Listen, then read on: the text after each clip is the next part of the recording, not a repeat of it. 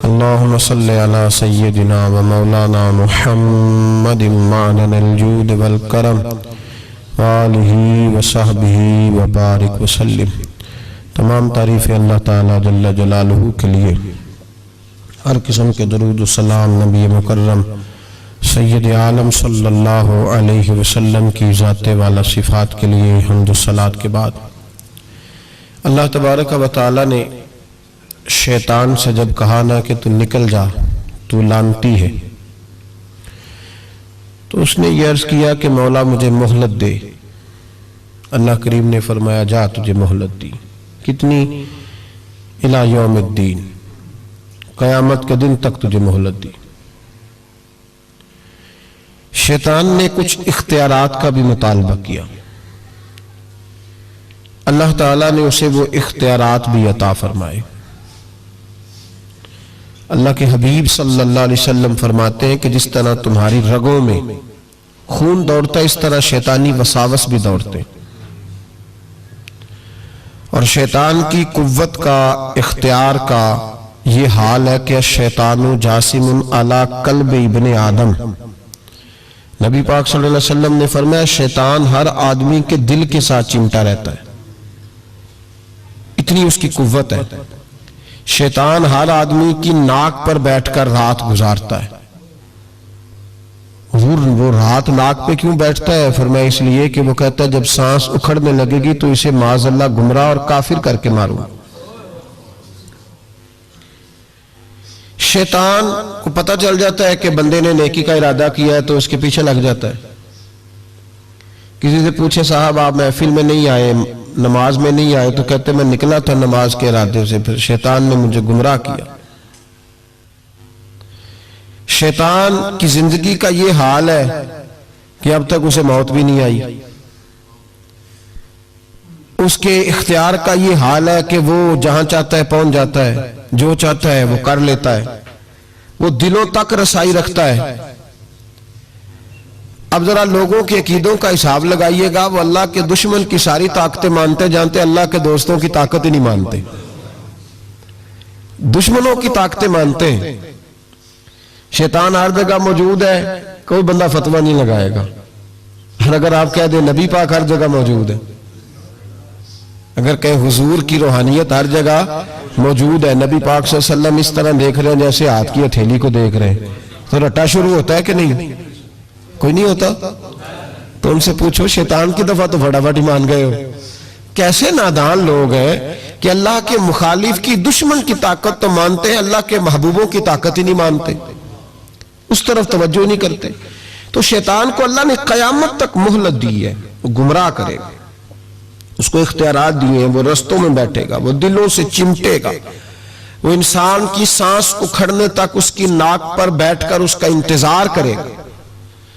یہ طاقت، یہ اس کی کوشش، یہ اس کی جدوجہد۔ تو یا اللہ، شیطان نے تجھ سے گمراہ کرنے کے لیے اتنی ساری طاقت لے لی، مہلت لے لی، تو بندے گمراہ ہوں گے تو نے اس کا کیا بندوبست فرمایا ہے؟ تو رب کریم نے فرمایا میں قیامت تک اولیاء اللہ بھیجتا رہوں گا، قیامت تک،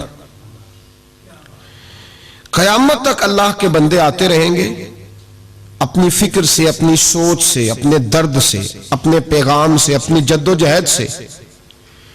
شیطان جتنی چاہے گمراہی پھیلائے، لیکن اللہ اجمیر میں ایک ولی بھیجے گا جو لاکھوں کو کلمہ پڑھا دیا کرے گا، ایک بندے کی برکت سے لاکھوں لوگ دین میں داخل ہو جائیں گے۔ ایک داتا علی اجمیری کی وجہ سے اللہ پورے بر صغیر میں اسلام کے قدموں کو مضبوطی عطا فرما دے۔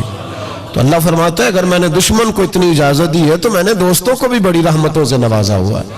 اللہ کے بندے، اللہ کے دوست، اللہ کے محبوب، ان کی گفتگو، ان کا انداز، ان کے پاس اٹھنے والے، بیٹھنے والے، ان کے ساتھ رہنے والے، ان کی بات سننے والے، انہیں ان کی باتوں سے خوشبو آتی ہے۔ وہ لوگ جب قریب ہوتے ہیں اور جب ان کے پاس اٹھتے بیٹھتے ہیں تو اس نور کی برکت سے شیطان کے سارے وار ضائع ہو جاتے ہیں، سارے وار۔ شیطان پوری جدوجہد کرتا ہے، کوشش کرتا ہے، لیکن اللہ کے ولی کی ایک بات، آج بیٹھے نا ہر گلی میں، ہر چوک میں شیطان، لیکن پھر بھی مسجد خالی، نہیں کرا سکا، اس لیے کہ اگر شیطان کے پاس طاقت ہے تو رب رحمان کے بندوں کے پاس بھی بڑی طاقت ہے۔ تو یاد رکھ لے، اولیاء اللہ کا وجود ہر زمانے میں رہا، ہر زمانے میں۔ یہ علیحدہ بات ہے کہ ہر شعبے کے اندر کمزوری آئی ہے تو یہاں بھی آئی ہے، لیکن ولی کبھی نہ ختم ہوئے ہیں نہ کبھی ختم ہوں گے، یہ موجود ہیں ہر گلی میں، ہر نگر میں، ہر کونے میں۔ بات صرف اتنی ہے کہ لوگوں نے میری طرح تنقید کی اینک لگا لی ہے۔ ہم لوگ زاویہ نگاہ نہیں بدلتے، ہم زاویہ نظر نہیں بدلتے، ہم کمیاں دیکھتے ہیں، شر دیکھتے ہیں، خیر نہیں دیکھتے، ہم غلبہ نہیں اپنی طبیعت پہ عقیدت کا ڈالتے، اس لیے ہمارا نقصان ہوتا ہے۔ اور یہ بھی شیطان کا وار ہے، یہ بھی شیطان کا وار کہ وہ ہمیں کسی اللہ والے کے قریب جانے نہیں دیتا۔ تو یاد رکھیں، نبی پاک صلی اللہ علیہ وسلم کی امت کے جو اولیاء ہیں، ان ولیوں نے ہر زمانے میں ڈٹ کر شیطانی قوتوں کا مقابلہ کیا۔ نبی پاک صلی اللہ علیہ وسلم کے بعد آپ دیکھ لیں، ایک ایک شخص ایسا ہوا ہے جس نے لاکھوں لوگوں کی ہدایت کا وہ بندہ ذریعہ بن گیا۔ امام جعفر صادق سے لے کر امام اعظم ابو حنیفہ تک، اور امام اعظم ابو حنیفہ سے لے کر امام شافعی، امام احمد بن حنبل تک، اور پھر حضرت جنید بغدادی، حضرت سری سختی، حضرت سیدنا معروف کرخی، اور سب سے بڑھ کر محبوب سبحانی حضور غوث پاک جیلانی رضی اللہ تعالیٰ۔ آپ کبھی ان لوگوں کی فکر کو سمجھیں، ان لوگوں کے مزاج کو سمجھیں۔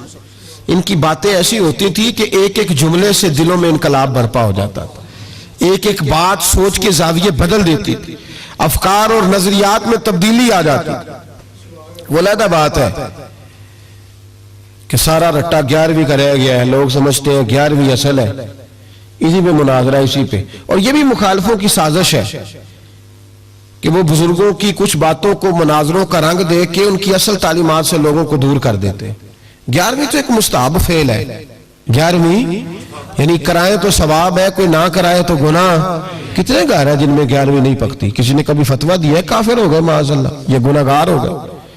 11ویں، اور جو پکانے والے ان سے بھی ایک گزارش ہے کہ 11ویں مستحب ہے، اس کے لیے مسجدوں میں اعلان نہیں کرنے چاہیے، اس کے لیے فجر سے پہلے سپیکر نہیں کھول جانا چاہیے کہ سارا محلہ چندہ دے 11ویں پکانی ہے۔ مستحب فعل ہے، اور مستحب کے لیے سوال کرنا منع ہے، منع ہے سوال کرنا۔ اعلیٰ حضرت نے لکھا ہے کسی نے عمرے پہ جانا ہے، دل تڑپ رہا، پھر بھی اس کے لیے سوال کرنا منع ہے، کسی کو کہہ نہیں سکتا کہ میں نے جانا ہے۔ حالانکہ نبی پاک کے روزے کی حاضری اگر کسی نے ایک دفعہ بھی نہیں دی، اعلیٰ حضرت فرماتے ہیں حضور کے روزے پہ جانا امت کے لیے واجب ہے۔ تو اس کے لیے جب سوال کی اجازت نہیں تو مستحب کام کے لیے لوگ سویرے سپیکر کھول لیتے اور جناب گلنے لگے ہوئے یہاں 11ویں کا حصہ ڈالو، تو 11ویں کا یہ مقصد نہیں۔ لنگر شریف تبرک ہے، برکت ہے، شفا ہے، سارا کچھ ہے، لیکن اس کے لیے سوال کرنے کی اجازت نہیں ہے۔ اپنی مرضی سے کچھ لوگوں کو توجہ اگر ہے اور وہ مل کے کوئی ایسا بندوبست کر لیتے ہیں تو اس میں منع نہیں، لیکن اس کو جو اس کا شریعت کے اندر درجہ ہے اس درجے میں رکھا جائے، اس میں مناظرے ہوتے ہیں، بحث ہوتی ہے۔ حالانکہ 11ویں اصال ثواب کی ایک قسم ہے، 11ویں اصال ثواب کی ایک، کل شریف بھی اصال ثواب ہے، 10واں بھی، 40واں اصال ثواب، یہ ساری قسمیں اصال ثواب کی ہیں۔ آپ کل شریف کہتے ہیں، ہندوستان والے تیجا کہتے ہیں، ہم اپنی سہولت کے لیے کل شریف کا ختم جا کے چوتھے دن بھی رکھ لیتے ہیں۔ کبھی کسی عالم نے کہا نہیں ہوتا، کیونکہ مستحب ہے، اس کے لیے تعین وقت صرف سہولت کے لیے کیا جاتا ہے۔ تو 11ویں ایک اصال ثواب ہے۔ بہت سارے لوگ 11 ربیع الثانی کو کرتے ہیں، بہت سارے 12 کو کرتے ہیں، 14 کو کرتے ہیں، اور ہمیں محفل میں جانے کا موقع ملتا رہتا ہے، سارا سال ہی 11ویں پکتی رہتی ہے۔ لوگوں نے اپنی سہولت کے لیے وقت رکھا ہوا ہے، کسی نے 17 تاریخ رکھ لی ہے، کسی نے 18 رکھ لی ہے۔ تو غوث اعظم رضی اللہ تعالیٰ عنہ کی جو اصل چیز ہے وہ ان کی کرامت ہے۔ پھر ہمارے یہاں ایک اور بحث چلتی ہے کہ اللہ کے ولی کچھ دے سکتے ہیں کہ نہیں دے سکتے، اللہ کے ولی کچھ دے سکتے ہیں کہ، میں نے پہلے کہا ہے شیطان دے سکتا ہے، گمراہی پھیلاتا ہے۔ کبھی کسی بندے نے فتویٰ نہیں لگایا کہ مولانا یہ آپ کیا کہہ رہے ہیں، حالانکہ کسی بندے سے بھی پوچھو نا، وہ کام سارے خود کر رہا ہوتا ہے، ڈال شیطان پہ رہا ہوتا ہے، وہ فارغ ہو جاتا ہے، کہتا ہے اس نے مجھے کرنے نہیں دیا۔ وہ خدا کے بندے تو قدم تو بڑھا، تو رب رحمان کا بندہ ہے، اور اللہ کے بندے شیطان سے طاقتور ہوتے ہیں، تو آگے بڑھنا، تو اس پہ کھاتے میں ڈال کے چپ کر گیا۔ اللہ کے ولی بڑا کچھ دیتے ہیں، اور جو اللہ کا ولی, سنو جملہ یاد رکھو, جو رب کریم کا بندہ دل میں رسول اللہ کی محبت ڈال دے, اس سے زیادہ بھی کوئی نایاب چیز ہو سکتی ہے؟ اس نے تیرے دل میں مصطفیٰ کا پیار ہی ڈال دیا ہے, تو ابھی تک کہہ رہا ہے ملتا ہے کہ نہیں ملتا. تجھے مانگنے کا طریقہ نہیں آتا, ورنہ وہاں سے تو سارا کچھ ہی ملتا ہے. اس کی وجہ کیا ہے؟ کرامت ہے کیا؟ اللہ کا ولی کس طرح دیتا ہے؟ اللہ کا ولی اللہ سے لے کے دیتا ہے, اور بات صرف اتنی ہے کہ اسے اللہ کو منوانا آتا ہے. اللہ کے ولیوں کو, اللہ کو, یہ نبی پاک کیا کریں گے؟ یہ شفاعت کیا ہے؟ حضور قیامت کے دن کیا کریں گے؟ اللہ کو منائیں گے. حضور فرماتے ہیں میں اللہ کو, شفاعت کا مفہوم کیا ہے؟ حضور سید عالم صلی اللہ علیہ وسلم فرماتے ہیں جب اللہ کرسی عدالت پہ بیٹھے گا جو اس کی شان کے لائق ہے, اگرچہ وہ بیٹھنے سے پاک ہے, جب وہ فیصلے کرے گا تو فرماتے ہیں میں سر سجدے میں رکھوں گا, میں روؤں گا, میں اللہ کو مناؤں گا. میں جب روؤں گا تو میرا رب کہے گا محبوب سر اٹھا, تو جیسے کہے گا ویسے ہی ہو جائے گا. تو بات یہ ہے کہ اللہ کے بندوں کو اللہ کو منانا. حضور غوث پاک کے پاس بی بی آ گئی, اس نے کہا حضور بے اولاد ہوں, میرے محلے میں ایسی عورتیں بھی ہیں جنہیں اللہ نے 14 بچے دیے, میں بے اولاد ہوں. اولاد بڑا میٹھا پھل ہے, تو میرے آنگن میں اگر ایک پھول کھل جائے تو میرے گھر میں بھی خوشبو پھیلے گی, میرے گھر میں بھی کوئی بچہ روئے گا تو میرا گھر بھی رونق والا ہو جائے گا. تو حضور میری ساس اب کہتی ہے رکھنا نہیں, اسے طلاق دے دینی ہے. میرا خاوند مجھے کہتا ہے میں مجبور ہوں, میں نے بڑا عرصہ تجھے نبھایا ہے, تو حضور میں غریب ہوں, میرے پہ نظر کرم ہو جائے, میرے لیے دعا کرے, میرا مالک مجھے ایک بیٹا دے دے. یوں ہاتھ اٹھائے گا غوث اعظم نے, کہے اللہ تیری بندی تیرا بندہ سمجھ کے آئی ہے, کیا لفظوں کا حسن ہے, کیا جملوں کی تاثیر ہے. اے اللہ تیری بندی تیرا بندہ سمجھ کے آئی ہے, تو مہربانی کرنا جو تو نے اس کے دل میں ڈالا ہے وہ اسے عطا بھی فرما دے. لفظوں کا, جملوں کی ترتیب دیکھیں, جو تو نے اس کے دل میں ڈالا ہے اسے عطا بھی کر دے. تو حاطف غیب سے ندائی عبد القادر اس کے نصیبے میں ہی نہیں, مقدر میں نہیں. میں نے کہا انہیں منوانا آتا, جب کہا نا نہیں تو غوث پاک رو پڑے, کہنے لگے میں سمجھ گیا ہوں تو مجھے رسوا کرنا چاہتا ہے, تو مجھے رسوا کر دے, تو رسوا کرنا. تجھے نہیں پتا تھا عبد القادر کے پاس جا رہی ہے, تو مالک ہے, تو اس کے ارادے سے آگاہ نہیں تھا. مولا تو بے نیاز ہے, تجھے پتا تھا میرے پاس آ رہی ہے. ٹھیک ہے, یہ کہے گی لوگوں سے جا کے کہ میں عبد القادر کے دروازے تک ہو آئی ہوں, مجھے تو کچھ نہیں ملا. تو ٹھیک ہے مولا میں تیری رضا پہ راضی, تیری قضا پہ شاکر, ٹھیک ہے نہ دے میں راضی ہوں, تو مجھے رسوا کرنا چاہتا ہے. بس ابھی دعا ہو ہی رہی تھی کہ حاطف غیب سے ندائی عبد القادر تو بول کتنے بیٹے دوں, بولنا کتنے بیٹے دوں, خدا کے فضل سے ہم پر ہے سایہ غوث اعظم کا, ہمیں دونوں جہاں میں ہے سہارا غوث اعظم کا. کہا تو بول کتنے دوں, تو کہا یا اللہ چل ایک مانگنے آئی تھی, مہربانی کر 7 عطا کر دے. 7, ایک بیٹا لینے آئی تھی, رب کریم نے اسے 7 بیٹے عطا فرمائے. وہ بھائی تجھے منوانا ہی نہیں آتا, تو اس رستے کا مسافر ہی نہیں, تو اس رستے کا مسافر ہی نہیں, تجھے منوانا ہی نہیں آتا. ہمارے بزرگ گزرے حاجی صاحب رحمت اللہ علیہ, تو مدرسہ ان کا چھوٹا تھا, کہتے تھے مجھ سے نہیں چندے مانگے جاتے, میرا چھوٹا ہی ٹھیک ہے.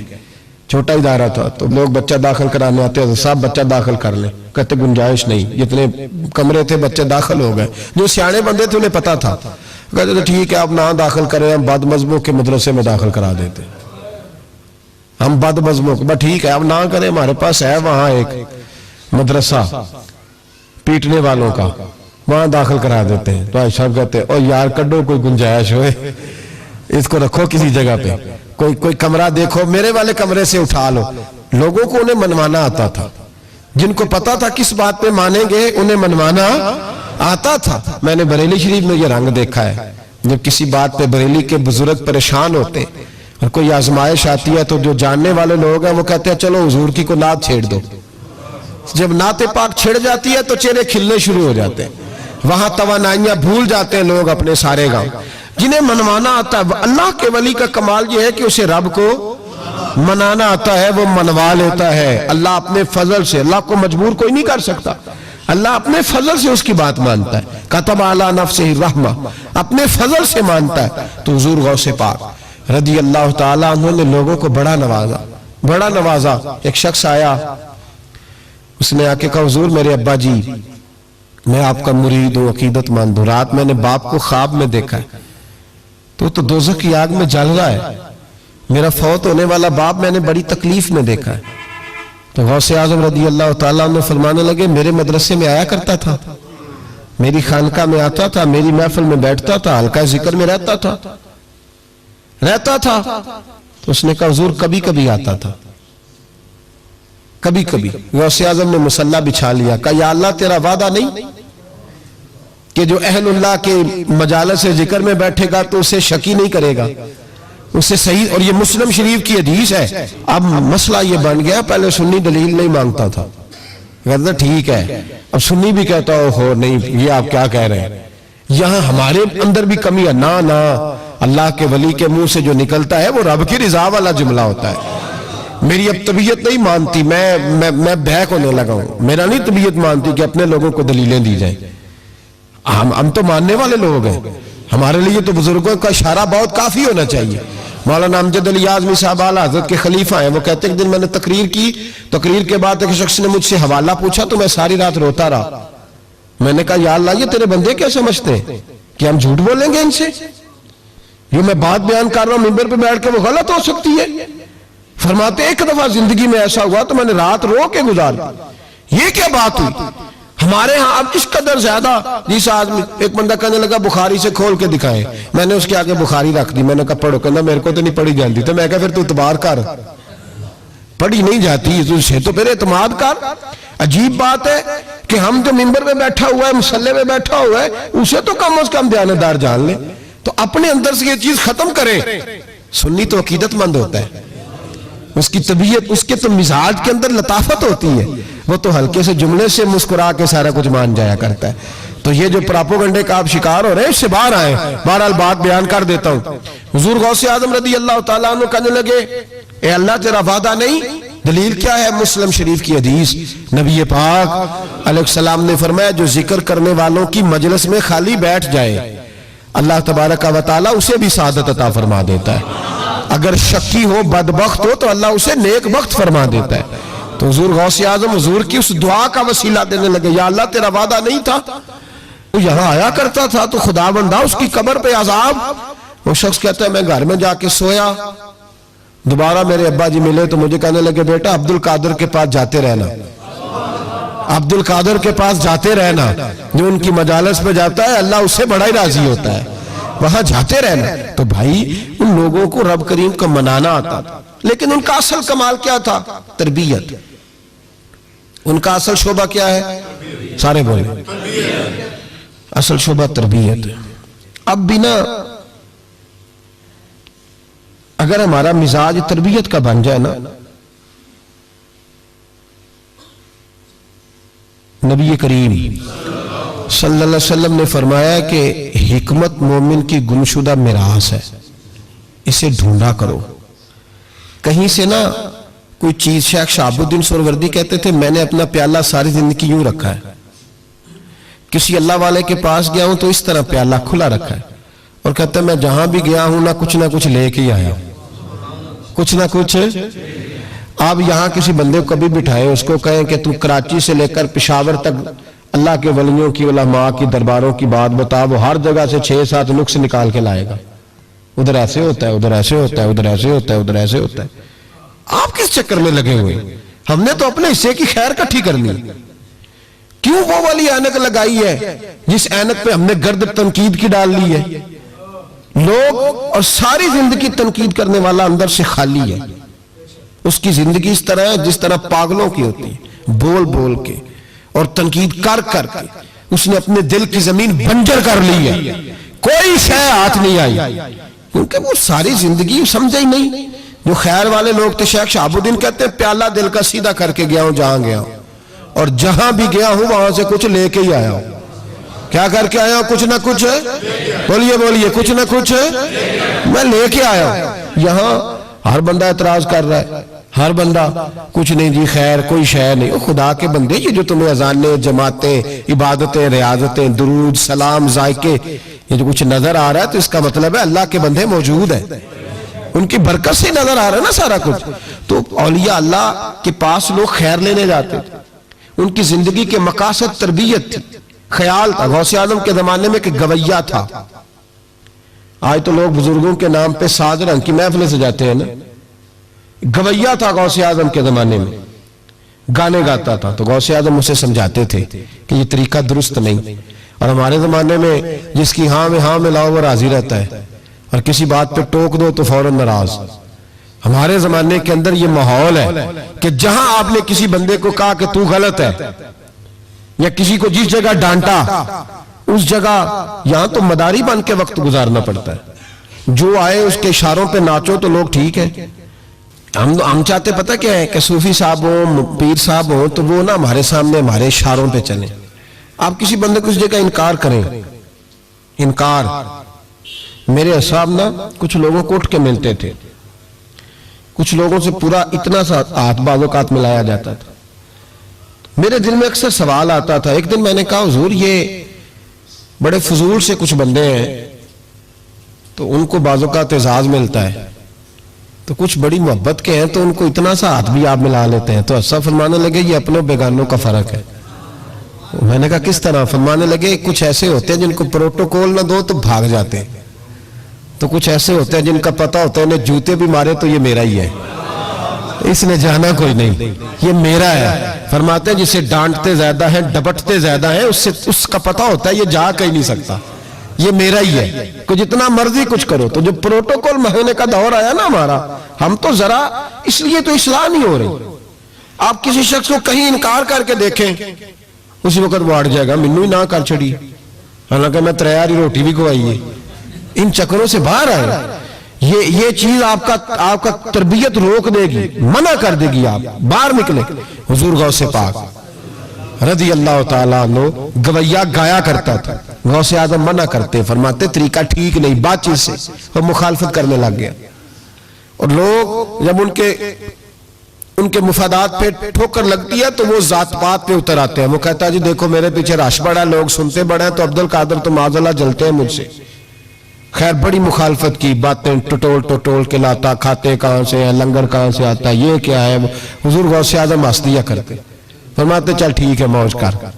وقت گزرتا گیا, بوڑھا ہو گیا, لوگ اس کی آواز کے دیوانے تھے. گلے کی آواز بڑا سریلی تھی, وہ اب دھیمی پڑ گئی. وہ جو اسے سنتے تھے وہ کسی اور کو سننے لگے. گھر میں بھی جب تک پیسے آتے تھے تب تک تو گھر میں بھی بڑی قدر تھی. اب جب گھر میں کچھ نہ دیا تو بچوں نے بھی نکال دیا. حالت یہ ہوئی کہ قبرستان جا کے بیٹھ گیا. مکھیاں بھنکتی ہیں, پہننے کو کپڑا کوئی نہیں, کھانے کو روٹی کوئی نہیں. میرے شیخ میرے غوث اعظم اس گلی سے گزرے. جب غوث اعظم گزرے تو اس کی حالت دیکھی تو محبوب پاک کا وہ طریقہ یاد آ گیا. سلام اس پر کہ جس نے دشمنوں کو بھی کوائیں دی, سلام اس پر کہ جس نے گالیاں سن کر دعائیں دی. تو حضور غوث اعظم گھر گئے, غلام کو بلایا, فرمایا 100 دینار لے جا, اس گویے کو دیا. بتانا نہ کس نے بھیجے, دے کے لوٹ آنا. وہ کہتے میں گیا تو بڑی بری حالت, پھٹے ہوئے کپڑے, خستہ حالی. جا کر کے 100 دینار دیے. میں نے کہا لو. اس نے آنکھیں کھولی تو بڑھاپے سے بری حالت, بیماری, ذوف. کہنے لگا کس نے بھیجے؟ تو میں نے کہا مجھے پہنچانے کا حکم ہے, بتانے کا نہیں. تو کہتے اس کی آنکھوں میں آنسو آ گئے. کہنے لگا میں بھی سارے بغداد کو جانتا ہوں, مجھے پتا ہے اس حالت پہ اگر مجھ پہ کوئی کرم کر سکتا ہے تو وہ عبدالقادر جیلانی ہے. مجھے بھی پتا ہے, میں بھی جانتا ہوں. اس حال میں گرے ہوئے کو تھامنا اگر کسی کا طریقہ ہے تو وہ غوث اعظم کا ہی ہے, وہی مجھ پہ کرم کر سکتے ہیں. کہتے میں خادم کہتے میں دے کے آیا تو وہ میرے پیچھے پیچھے چلنے لگا. حضور غوث اعظم پڑھا رہے تھے تو سامنے آ کے کھڑا ہو گیا. نظر اٹھائی آپ نے, فرمایا میں کیا خدمت کر سکتا ہوں. چیخ ماری اس نے, رویا, قدموں میں گرا. لگا عبدالقادر تو میرے نبی کا سچا وارث ہے, تو سچا وارث ہے نبی پاک صلی اللہ علیہ وسلم کا. میں ساری زندگی مخالفت کرتا رہا اور جب میرا کوئی نہ بنا تو تو میرا بن گیا. اب مجھے بتا کہ اس بڑھاپے میں توبہ کروں تو اللہ قبول کر لے گا؟ تو غوث اعظم فرمانے لگے تو سچے دل سے توبہ کر، اللہ تیری توبہ بھی قبول فرمائے گا اور تجھے اپنے نیک بندوں میں شامل بھی فرمائے گا. شرط یہ ہے کہ سچے دل سے کر، اخلاق کے لیے آئے، کردار کے لیے آئے، تربیت کے لیے آئے. ان لوگوں نے اپنے عمل سے ڈھیروں لوگوں کی زندگیاں بدلی. غوث اعظم مزدوروں کی طرح دین کا کام کرتے تھے. میں نے بڑا سوچ سمجھ کے فکرہ کہا ہے، مزدوروں کی طرح. میں نے اپنے گاؤں میں کچھ ایسے مزدور دیکھے جو صبح فیکٹری میں دیہڑی کر کے آتے تھے تو شام کو دیہڑی کر کے آئے پوری 4 بجے تک 5 بجے تک، تو شام کو کسی آدمی نے مٹی ڈالنی ہے اپنے گھر کے اندر تو اس سے بھی ٹھیکہ کر لیا. اس نے کہا میں 300 روپیہ دوں گا، مٹی اٹھا لو. تو وہ مزدور گھر آیا تو اس نے کہا چلو بچوں کے کپڑے بھی لینے، عید بھی قریب آ رہی ہے.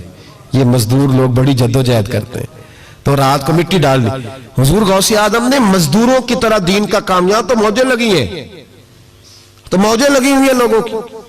یہاں تو لوگ ساد رنگ میں مست ہو کے کہتے ہیں بس ٹھیک ہو گیا جی، ہم بڑے پکے ہیں ان کے ماننے والے. غوث اعظم فجر کے بعد فقہ کا درس دیتے تھے. فقہ کا ان کہہ دے وہ بھی مولوی سن، چونکہ درس جو دیتے تھے. فقہ کا درس فجر کے بعد. ظہر کے بعد غوث اعظم لوگوں کو حدیث پاک پڑھایا کرتے تھے. عصر کے بعد قرآن پاک کی تفسیر بیان کرتے تھے. ہر روز رات کو عشاء کے بعد دور دراز سے مخلوق آتی تھی، لاکھوں کا مجمع ہوتا تھا اور غوث اعظم وہاں رسول اللہ کا دین لوگوں کو سمجھایا کرتے تھے. 1000 آدمی کاغذ قلم لے کے عالم بیٹھا کرتے تھے. غوث اعظم جو تفسیر بیان کرتے اسے لکھا جاتا تھا. یہ حضور غوث اعظم کا طریقہ ہے. غوث اعظم بغداد کی جامع مسجد کے خطیب تھے. وہ خطیب تھے مسجد کے. جامعہ نظامیہ کے نام سے غوث اعظم نے مدرسہ بنایا ہوا تھا. وہ ایک ادارے کے پرنسپل تھے جسے الف با سیدھی پڑھنی نہ آئے. وہ کہے میں بڑا ولی ہوں، مجھے غوث پاک کا فیض ہے.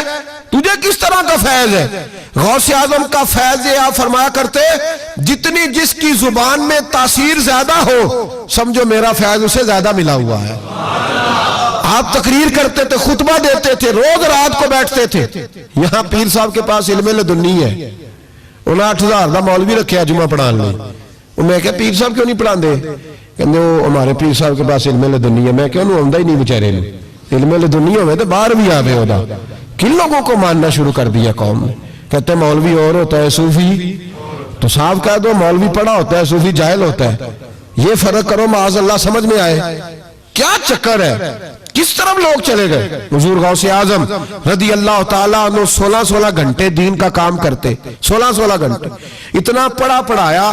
پھر بھی اگر کوئی بندہ آ گیا نا چل کے دور سے، مصر سے، یمن سے 15-20 بندے آ کر حضور محفل میں لیٹ ہو گئے تھے تو ہم آپ کی زیارت کے لیے، تو غوث اعظم گھنٹہ ان کو بھی تقریر سناتے رہتے، انہیں بھی دین بتاتے. چلو دین کے کام میں آج اوور ٹائم ہی لگا لیتے ہیں، آج تھوڑا زیادہ مزدوری کر لیں. مزدوروں کی طرح کام کیا. 50 کے قریب کتابیں لکھی، لاکھوں لوگوں کا قبلہ درست کیا، ہزاروں یہودیوں اور عیسائیوں کو کلمہ پڑھایا. حضور غوث اعظم رضی اللہ تعالیٰ عنہ نے مجاہدین تیار کیے. میرے ذمہ راہ حوالہ صلاح الدین ایوبی جب جنگیں لڑ رہے تھے تو بیت المقدس کے باہر کھڑے ہو کے کہتے تھے مجھے معمولی نہ سمجھنا، میں عبد القادر جیلانی کے مدرسے کا پڑھا ہوا ہوں، مجھے کوئی معمولی نہ سمجھے، میں غوث اعظم کا. اور 70,000 کی فوج جو صلاح الدین، یہ لوگ جہاد کریں گے بیچارے جو صرف چندے اکٹھے کرتے ہیں، کبھی بیت المقدس کے نام پہ اور کبھی کسی نام پہ ساری دن کی کھالیں جمع کر کے کھا گئے. اور کیا کلاشنکوف لے کے لوگوں کو ڈرایا. کردار بتاؤ اپنا. اور ہر رسالے میں یہ آپ سے چندے لیتے ہیں، میں آپ کو ان کے رسالے دکھاؤں گا. آپ کی کھالے لے جاتے، آپ سے چندہ لیتے، مہینے کا رسالہ نکالتے. ہر رسالے میں کبھی داتا صاحب کے خلاف لکھتے. انہوں نے اپنے رسالے میں لکھا لاہور میں جو علی اجویری کا مزار ہے وہ شرک کا اڈا ہے، اور دیو کھلا ہے انہوں نے، اور چندے دو ان کو. یہ تو جنازے اشتہار لگا کے پڑھاتے ہیں. میلاد کی محفل بدعت ہو گئی. کس صحابی نے اشتہار لگا کے جنازہ پڑھایا ہے؟ فلانے کا جنازہ ہے تو اتنے بجے اشتہار لگا دو. کس کی سنت ہے؟ کیا تماشا لگایا ہوا ہے. اور ہماری قوم ہے کہ مست ہے، پتہ ہی کوئی نہیں. بہلانے والے سب تمہارے یار ہو گئے، سمجھانے والے مفت گناہگار ہو گئے. کبھی ولیوں کے دشمنوں کی وجہ سے بھی جہاد ہوا ہے. صلاح الدین ایوبی کھڑے ہو کے کہنے لگے فلسطین میں، فرمایا میں لڑوں گا اس لیے کہ میں عبد القادر کے مدرسے کا طالب علم ہوں، اور فرمانے لگے یہ 70,000 فوج میرے ساتھ ہے، ساری غوث اعظم کو ماننے والی ہے، انقلاب غوث کے ماننے والے لائیں گے، یہ لوگ انقلاب برپا کریں گے جن کے دلوں میں بغض رہتا ہے اللہ کے ولیوں کا۔ اور ہر رسالے میں کبھی یہ کون سا جہاد ہے، کبھی بابا فرید کے خلاف لکھتے ہیں، کبھی غوث اعظم کے خلاف لکھتے ہیں، شرم نہیں آتی؟ کھالوں سے تم نے پجارو خریدی ہوئی ہے، کھالیں کٹھی کر کے تم نے کلاشنکوف لی ہوئی ہیں، مکانوں میں رہتے ہو، اور قوم ہے کہ وہ دیکھتی نہیں۔ اور بھائی دنیا میں رہنا ہے تو کچھ پہچان پیدا کر۔ لباس خضر میں یہاں سینکڑوں رہزن بھی پھرتے ہیں، ہر داڑھی پگڑی والے کو دیندار نہ سمجھ لیا کرو، خدا را یہ پہچان پیدا کرو، جس کے مرضی پیچھے لگ جاتے ہو۔ حضور غوث پاک شیخ عبد القادر جیلانی رضی اللہ۔ اور آج کل کی میں جاتا ہوں نا محفلوں پہ تو میں دوستوں سے کہتا ہوں، آپ کوئی دوست ٹائم لینے آتے تو میں پوچھتا ہوں محفل کیوں کرانی ہے؟ محفل کہنے ثواب واسطے، تو میں کہا سورۃ یاسین پڑھا لو کار، ساری زندگی ثواب کے چکر میں رہو گے، انقلاب کب آئے گا؟ میلاد کی محفل کر لو، سارا سال برکتیں نازل ہوں گی۔ محفل کو ایک روپ دو، ایک رنگ دو، محفل ایک انقلاب کا نام۔ غوث اعظم نے ہمیں وہ والی محفل سکھائی ہے جس میں بے نمازی آتا تو نمازی بن کے جاتا، جس کے اندر چور ڈاکو آتا تو توبہ کر کے جاتا، جس کے اندر کوئی ماں باپ کا نافرمان آتا تو گھر جا کے ماں باپ کے پیروں میں بیٹھ جاتا۔ ثواب کے لیے محفل، ثواب کے لیے 11ویں، اس سے باہر آئے، بڑا ہو گیا یہ کام۔ نعت خواں بھی چلے ہوئے ہیں پکے ہی، وہ بھی ادھر کو سفر کر رہے ہیں، ادھر کو سفر، وہ بھی سارے ثواب اکٹھا کر رہے ہیں، کہتے تو محفل کرا تو بخشیا جائے گا۔ جدے ہاتھ نوٹاں جدہ تھی انہوں کہتے چوری صاحب شیر تیری نظر ہی، اور میں کہا ظالمہ شیر نبی پاک دا تے نظر بندے دی کر چھڑے ہی، کچھ سوچ۔ اور جس نے پیسے زیادہ دیے اس کہتے ہیں عاشق رسول ہے۔ میں کہا تو کتھوں موڑ لئی لوکاں نو عشق دیے ڈگریاں ونڈدا پھردا ہے، کدھر سے تو نے یہ لے لی سٹیمپ جو لگاتا ہے یہ عاشق ہے یہ عاشق نہیں؟ محفل کرانا لا پاویں بجلی چوری کردا ہوئے تو عاشق رسول ہے۔ تو یہ باہر آئے حضور غوث اعظم، ہر روز محفل ہوتی تھی، لیکن جو آتا تھا اللہ اس کا دل بدل دیتا تھا۔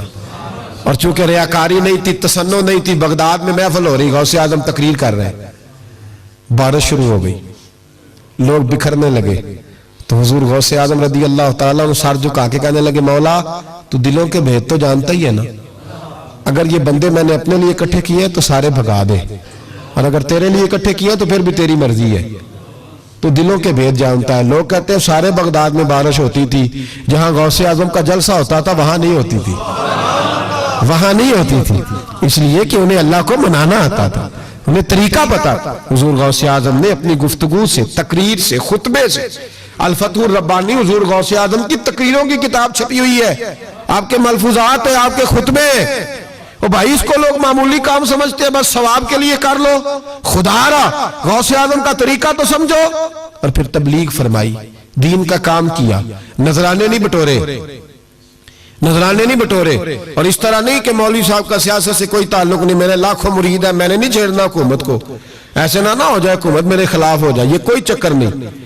بادشاہ وقت آیا نذرانہ دینے، وقت کا بادشاہ نذرانہ دینے آیا، وہ کہتا میں رستے میں سوچ رہا تھا کہ اگر یہ ولی ہوئے تو مجھے پتہ چل جائے گا، اگر تو انہوں نے سیب کھلائے نا، سیب کا موسم نہیں، پھر تو ولی اللہ ہے، اور اگر سیب نہ کھلائے تو پھر نہیں میں مانتا۔ ٹھیک ہے نا جی، جس طرح کے آج مرید ہوتے ہیں لوگ، کہتے ہیں سیب کھلائے تو پھر بادشاہ تھا نا، تو کہتے ہیں میں 2 تھیلیاں شرفیوں کی بھی لے گیا کہ پیر صاحب کو پیسے دوں گا تو نرم بھی ہو جائیں گے میرے حق میں، پیر ہو جائے تو نرم اللہ ماشاءاللہ۔ کہتے ہیں میں گیا تو میرے دل میں خیال تھا اگر آج بے موسمہ سیب کھلائیں تو ولی مانوں گا۔ کہتے ہیں غوث اعظم نے یوں ہاتھ اٹھائے، موسم بھی نہیں تھا پر 2 سیب ان کے ہاتھوں میں آ گئے، اور آپ میری طرف سیب بڑھا کے کہنے لگے ولایت کو سیبوں سے نہیں تولنا چاہیے، تو سیبوں سے تولتا پھرتا ہے، یہ تو اللہ کی رضا والا کام ہے۔ یہاں کو تاجر تھوڑی محنت کرے، کھاد شاد ڈالے تو وہ بھی بے موسم پھل اگا لے گا، تو کس چیز سے میری ولایت چیک کر رہا ہے؟ یہ پکڑ چھری اور یہ پکڑ سیب اور کھا۔ کہتا میں نے کاٹ کے کھایا تو سیب کڑوا نکلا۔ غوث اعظم کہنے لگا کیا ہوا، کڑوا ہے؟ کہا حضور ہاں۔ تو نے اپنے ہاتھ سے کاٹ کے ایک ٹکڑا دیا، کہا کھاؤ۔ کھا کے کہنے لگا حضور آپ کے والا تو میٹھا ہے، تو سیب تو دونوں غیب سے آئے ہیں تو میرا کڑوا کیوں ہے؟ آپ کا فرمانے لگے غوث اعظم دونوں میٹھے تھے، ایک کو ظالم کے ہاتھ لگ گیا تو کڑوا ہو گیا ہے، میٹھے دونوں ہی تھے. تو ظالم ہے نا, ظلم کرتا ہے, تو تیرے ہاتھوں کی وجہ سے کڑوا ہو گئے. ایک ہی تھے. اس نے 2 تھیلیاں اشرفیوں کی مصلے کے نیچے رکھی, کہنے لگا حضور نذرانہ ہے. فرمانے لگے ضرورت ہی نہیں, لے جا. اللہ کے بندوں کو دنیا داروں کے نذرانوں کی ضرورت ہے. اور ضد کرنے لگا حضور قبول کر لے. آپ فرمانے لگے جا تو جا, نہیں چاہیے. کہا حضور ضرورت نہیں, حضور قبول فرما لے. آپ نے فرمایا جا. کہا حضور لے لے, آپ کی مہربانی. فرمانے لگے اپنے کپڑے دیکھ اور میرے دیکھ, اپنی روٹی دیکھ اور میری دیکھ. میں تجھ سے اچھا کھاتا ہوں, تجھ سے اچھا پہنتا ہوں. میرا اللہ مجھے تجھ سے بہتر دیتا ہے, تو جا تو. اس نے کہا نہیں, قبول کر لے. غوث اعظم نے دونوں تھیلیاں اشرفیوں کی پکڑی, اور جب ان کو نچوڑا تو اندر سے خون نکلنے لگا. غوث اعظم فرمانے لگے غریبوں کا خون نچوڑ کے مجھے نذرانہ دینے آ گیا ہے. غریبوں کا خون نچوڑ کے. پیر صاحب نے کبھی پوچھا نہیں فیکٹری والے سے کہ تم مزدوروں کے ساتھ کیا علاج کرتا ہے. پیر صاحب نے کبھی سوال نہیں کیا کہ یہ جو لے کے آ رہا ہے کہاں سے لے کے آ رہا ہے. غوث اعظم رضی اللہ تعالیٰ عنہ فرمانے لگے میں تیرے پردے نہیں کھولنا چاہتا تھا, تو باز ہی نہیں آ رہا. غریبوں کا لہو نچوڑ کے تو مجھے نذرانہ دینے آ گئے ہو. فرمایا نکل جا, ورنہ یہ خون اتنا بہاؤں گا کہ تو بھی بہ جائے گا, تیرا محل بھی بہ جائے گا. لوگوں کا خون نچوڑ کے مجھے نظر نیاز دینے آ گئے ہو. حضور غوث اعظم جواں فکر, جواں سوچ, انقلاب مزاج صوفی تھے. جمعے کا خطبہ دینے آئے تو ایک شخص نے کہا حضور ایک ظالم آدمی کو گورنر بنا دیا ہے بادشاہ نے بغداد کا. کہنا چاہیے تھا نا میری مسجد میں بڑا رش ہے, مجھے کیا لگے, میرے مدرسے میں طالب علم ٹھیک ہے, لنگر صحیح پک رہا ہے, ٹھیک ہے بناتا ہے تو بناتا ہے, پھر لوگوں پہ ظلم ہوگا نا. لیکن یہ طریقہ دین کا طریقہ نہیں. لوگ ظلم کا شکار ہوتے رہے, حکومتیں مرضی کرتی رہے, صوفی کہے میرا نہ کوئی مخالف ہو جائے. آج ہمارے زمانے میں شوق ہے کہ مجھے کوئی برا نہ کہے. وہ بھائی کہہ لے جس نے برا کہنا ہے کہے, یہ کوئی بری بات ہے. قرآن کہتا ہے اللہ کے بندوں کی علامت یہ ہے یجاہدون فی سبیل اللہ, وہ اللہ کے راستے میں جہاد کرتے ہیں. ولا یخافون لومۃ لائم, اور کوئی انہیں برا کہے تو وہ اس کی پرواہ نہیں کرتے, وہ جہاد میں لگے رہتے. کہے جس نے کہنا ہے, سانو تخت ہزارے دی لوڑ کیے, نالے کی لگے شہر ببول دے نال, اسی اپنی بال کے سیکنے ہیں, سانو کی لگے کسی اور دے نال. کہے جس نے کہنا ہے, کوئی پرواہ نہیں, بات کھری اور سچی ہونی چاہیے. موت کرے جس کا جو دل کرتا ہے, جس کا جو دل کرتا ہے. میں نے بڑی تگڑی تقریر کی, یہ سیالکوٹ کے قریب, بڑی سخت 2 4 5 نعت خان تھے, وہ بھی عشق کی ڈگریاں بانٹ رہے تھے, اور بڑے انہوں نے نوٹ کٹھے کیے تھے. اوپر سے میرا نمبر لگ گیا, تو میں نے انہیں کہا, وہ ایک بڑا شور کر رہا تھا, یوں کر دیں گے ختم نبوت کے لیے, یوں کر دیں گے. تو داڑھی بالکل تازی صفائی کرا کے آیا تھا, حمام سے سیدھا محفل پہ آ گیا تھا. میں کہا بیلیا تیرے کو داڑھی دا پار تے چکیا نہیں جاندہ, تے سارے دین دا کیویں چکے گا, وہ تو چک لے, وہ تیرے کو تھوڑا جہا بھی نہیں چایا جا رہا. ایک اور تھا اس میں, مجھے کہنے لگا میں تو انہوں نوی نار سنانی. میں کہا تیری مہربانی, منوں کو پرانی سنائی, نوے کلام میرے کو نہیں ہضم ہوندے جڑے تسی شروع کیتے نے ڈم ڈم. تو مسئلہ خراب ہو گیا. ایک پیر صاحب بھی بیٹھے تھے. آپ یقین کریں نبی پاک کی نعت ہو رہی ہے اور اشارہ پیر کی طرف ہو رہا ہے, اشارہ پیر کی, حضور کی نعت میں نبی پاک کی نعت ہو رہی, اور اشارہ بھی جو شیر حضور کے نام کیا وہ کسی پیر پہ فٹ کرنا درست ہے. وہ بھی مست ہویا, 100 دے نوٹ کٹ کٹ کے دے رہے ہیں. میری گل ہو رہی, تو میں نے کہا شرم کرو, اللہ سے ڈرو. اور باہر نکلے رہے تو ٹائر پنکچر تھا گاڑی کا, گاڑی کا ٹائر پنکچر تھا. تو میں ایک بندے نو کیا بھی انہیں پہنچنا ہے, اس دن مجھے واپس وزیرآباد بھی آنا تھا, ٹائر پنکچر ہو گیا. تو میں نے کہا لگا کسی نعت خانے کے علم آ رہا تو اڑی گڈی نو تسی چھڑ دے نہیں نا کسی دی گل, تو انہیں دوجا بھی کر چھڑنا سی, وہ مہربانی سمجھو نے ایک کیتا ہے. یہ حال ہو گیا ہمارا کہ لوگ اب پوزیشن اس طرح کی, کسی کو سمجھایا وہ مخالفت کرتا ہے. انہوں نے بعد میں میٹنگ کی, انہوں کہنے لگے تو کتوں مولوی بلا لیا, اگوں نہیں آنجدہ بلائی, کس طرح کا آدمی تھا, سب کو اس طرح. اور بڑی بڑی عجیب حرکتیں. میں یہ لودرا ملتان سائٹ پہ 2-3 دن کے لیے, تو نقیب محفل وہ بےزتی کری جا مجمع دی, تسی بول دے نہیں, تسی سبحان اللہ ہی نہیں آندے, ایڈا رکھا مجمع کدے نہیں ویکھے, کنج دے تسی بندے ہو, میں تسی یاد رہو گے. بوڑھے بوڑھے لوگ بیٹھے ہیں, ٹھنڈ کا موسم ہے, کری جا رہے. وہ میرے سے نہ برداشت ہوا. کبھی کبھی رگ بڑی تنگ کرتی ہے, کچھ دیر تو میں نے برداشت کیا, تو بعد میں بول ہی پڑا. میں کہا بھائی بہ جا, تیری مہربانی, تو پیسے لے کے مفت آئے نہیں سارے, یہ چنگے نہیں تیرے نالوں, یہ فری بیٹھے مفت بیٹھے, تو پیسے لے کے. مجھے انہوں نے بتایا کہ 15,000 تو نے پہلے لیا, کس بات کا لیا, تو تو یہ کوئی مذہب کا کام ہے؟ کیا چکر چلایا ہوا ہے؟ یہ کوئی طریقہ ہے؟ یہ اس طرح دین پھیلتا ہے؟ غوث اعظم جیلانی، حضور شیخ عبد القادر جیلانی، یہ لوگ اگر بادشاہوں کی ٹی سی کرتے تو انقلاب نہ برپا ہوتا. حضور غوث اعظم رضی اللہ. اور جو آ رہا ہے چودھری صاحب عاش کے رسول ہیں، اس لیے کہ 50,000 دیا محفل میں، تو بس 50,000 کا عشق مل جاتا ہے. کیا تماشا لگ گیا؟ غریب آدمی میلاد کی محفل میں بھی ویڈیو کے پیچھے بیٹھتا ہے، نہ ساڑھ کو دتھی ہے نہ آگے انہیں ہے. کیا اس چکر سے باہر آئے؟ غوث اعظم رضی اللہ تعالیٰ عنہ اس لیے لتاڑ لیتے تھے یہ لوگ کہ ان کے اندر لالچ نہیں تھا، کسی شخص کے ساتھ کوئی ذاتی مسئلہ نہیں تھا. بڑی مخالفت کی لوگوں نے ان کے زمانے میں بھی ان کی. جمعہ پڑھانے آئے، ایک شخص نے کہا حضور ظالم آدمی گورنر بنا دیا بادشاہ نے. غوث اعظم نے منبر پہ چڑھ کے فرمایا میں جمعہ پڑھانے لگا ہوں، میرا جمعہ ختم ہونے سے پہلے پہلے میرا حکم ہے کہ بادشاہ گورنر بدل دے. یہ نہیں کہا میرا بیٹا بنا دے، میرا مرید بنا دے، وہ میرا رشتہ دار لگا دے. فرمایا حکم دیتا ہوں کہ جمعہ ختم ہونے سے پہلے گورنر بدل دو، ورنہ میرا نام عبد القادر جیلانی ہے، جمعے کے بعد میں خود بدل دوں گا. میں بدل دوں گا جمعے کے بعد. ہر مشکل دی کنجی یارو ہاتھ مرداں دے آئی، میں بدل دوں گا جمعے کے بعد، اور تم دیکھو گے بدلا جائے گا. لوگ کہتے ہیں جمعے کی نماز پڑھ کے نکلے تو بادشاہ دروازے پہ کھڑا تھا، کہنے لگا حضور مہربانی کرے ناراض نہ ہونا، بدل دیا گورنر. ہم نے گورنر، یہ شان تھی غوث اعظم کی کہ غوث اعظم جو کہہ دے رب ویسا کر دے. لیکن عاجزی کیا تھی؟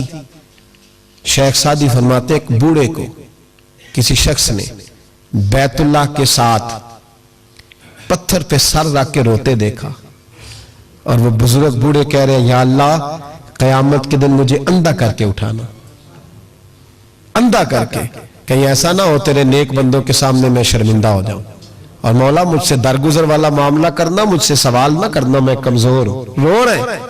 کہتے میں قریب گیا تو میں نے جا کے دیکھا کہ پتہ تو کروں کون گناہگار ہے، میں بھی اس کے لیے دعا کرتا ہوں. وہ بزرگ کہتے ہیں جب ان بزرگوں نے چہرہ اٹھایا تو میری چیخ ہی نکل گئی، یہ تو غوث اعظم جیلانی ہے. ایک طرف راتی ساری کر کر زاری نیند اکھاں تھی توندے، فجر اوہی گناہگار کا آون سب تو نیویں ہوندے. جن لوگوں نے سینکڑوں سال ہو گئے جن کو گئے، اور آج بھی ان کی جلائی ہوئی شمع روشن ہے. جنہوں نے اپنی زندگی ساری دین کے کام میں لگائی، 40 سال تک ساری رات اللہ کی عبادت کی، کتابیں لکھی، دین پڑھایا، لیکن جب رب کے ساتھ تعلق ہوا تو کہا نہیں ہم کمزور ہیں، یا اللہ معافی دے دے. بھائیو ہمارے بزرگوں نے ہماری تربیت کی، انہوں نے ہمیں سمجھایا، انہوں نے ہمیں کہا کہ فیض اس چیز کا نام نہیں کہ تو کہے بڑے میرے بارے نیارے ہو گئے دکان چمکنے لگی. فیض تو یہ ہے کہ تیرا دل دین سے کتنا جڑا ہے، تیرے اندر روحانیت کتنی پیدا ہوئی، اخلاقی قدریں تیری کتنی بحال ہوئی. غوث اعظم سے کسی نے کہا تو حضور دعا قبول نہیں ہوتی، فرمایا 3 شرطیں ہیں، تیری ہر دعا اللہ قبول فرمائے گا. کہا حضور کون سی؟ فرمایا رزق جب بھی کھانا حلال کھانا، اور تیری زبان سے کبھی رب کی ناراضگی والا فکرہ نہ نکلے، اور جب تو بات کرے تو نفس کے لیے کبھی نہ کر، اللہ کی رضا کے لیے کر. عبد القادر وعدہ کرتا ہے تو جو دعا بھی کرے گا مالک تیری قبول فرمائے گا. اپنے نفس کی رضا کے لیے، اپنے باطن کو خوش کرنے کے لیے سارا دن داستانے نہ چھیڑ، اللہ کی رضا کے لیے بول. ہم کتنا بولتے ہیں لیکن نفسانی باتیں، نفسانی خواہشیں، یہ کہنے کے لیے کہ لوگ نیچا دیکھ لیں گے کیا ہو جائے گا. خدا را اللہ کی رضا کے لیے جب بولیں گے تو اللہ راضی ہوگا.